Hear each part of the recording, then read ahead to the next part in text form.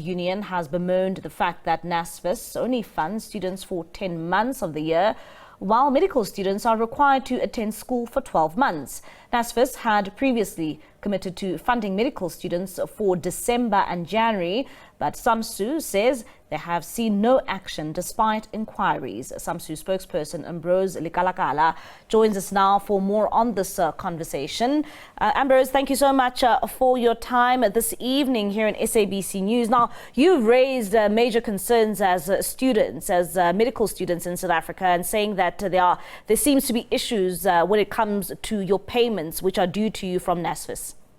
Yes, I'm here. Can you hear me? Yes, I can hear you. You're saying that if you could please outline the concerns that you have raised when it comes to, the stipend that you as the students are expected to receive during the months of December and January. No, thank you for having me, and greetings to all the viewers. My name is Ambrose Lekalakala. I'm the Secretary General for the South African Medical Student Union, and we represent medical students across the country, advocating for academic excellence and a strong healthcare future. So today we are here to address a critical funding gap affecting the well-being and success of medical students in South Africa, an issue that demands urgent attention. The majority of medical students in South Africa rely on NSFAS funding, which is essential for covering academic and living expenses. However, the current funding model only covers the period from February to November, leading to students unsupported in the month of January and in the month of December. During these 2 months, students struggle to afford basic necessities such as accommodation, meals, creating financial insecurity that affects their physical well-being, mental health, and academic performance. This situation is severe. Medical students are preparing to become doctors that our nation will depend on, are faced with the extreme challenges. Some cannot afford shelters or adequate nutrition. And Ambrose, maybe if you can just give us a bit of insight when it comes to the issues that you are raising now, and the fact that, NSFAS has said that it won't be able to pay students for December and January. Maybe if you can just let us know, have you been given reasons as to why NSFAS is unable to pay you for December and January? So we've written to NSFAS CEO on the 16th of August 2024 requesting a meeting to address this urgent issue. However, we have not been responded to. It has been 3 months now. We've also written to the Minister of Higher Education, Dr. Kavan, on the 2 months ago, which we have not yet received a response as yet.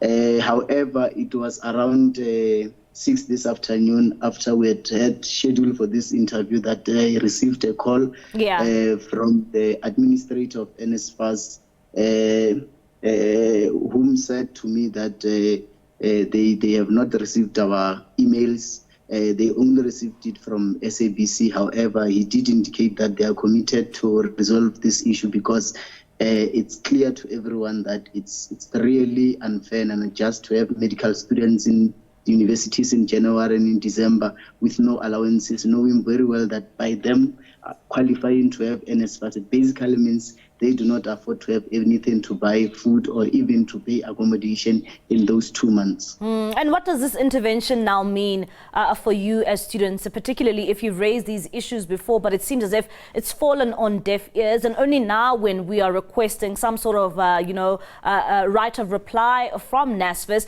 that it seems as if now they are willing to hear your plea? We're actually hopeful that there's going to be a decisive intervention, and of course an amicable solution to all is going to be established. So we are of the correct view that if there's going to be that intervention from the NSFAS itself, the students are going to be happy, In fact, I was engaging with our leaders from all the 10 medical schools, and they did indicate to me that it's something that we all as medical students are going to be happy once it has been resolved, because now it is still talking. There hasn't been an action as far. So we'll only be happy once it has been resolved. And have they committed to some sort of date where they can meet you as the South African Medical Students Union? The administrator has said to me in 2 or 3 days we can schedule a meeting. I currently have the contact details, which I believe that we can try to do a follow-up and say, let us schedule a meeting.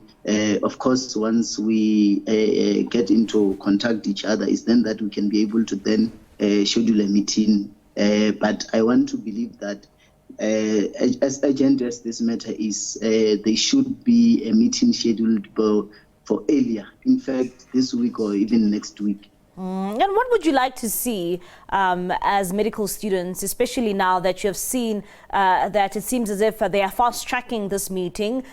Because, I mean, December is around the corner here.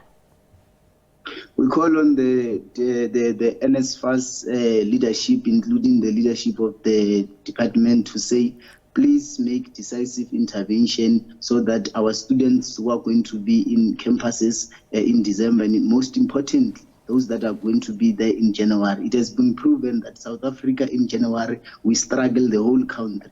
So to say students by the 7th of January, they must be in their respective university, but without them having any allowance is something that really it is unacceptable, and of course unjust. That gives stress to, in South Africa, it's a country that has a history of apartheid where education was depending on the color of the skin, even medical education.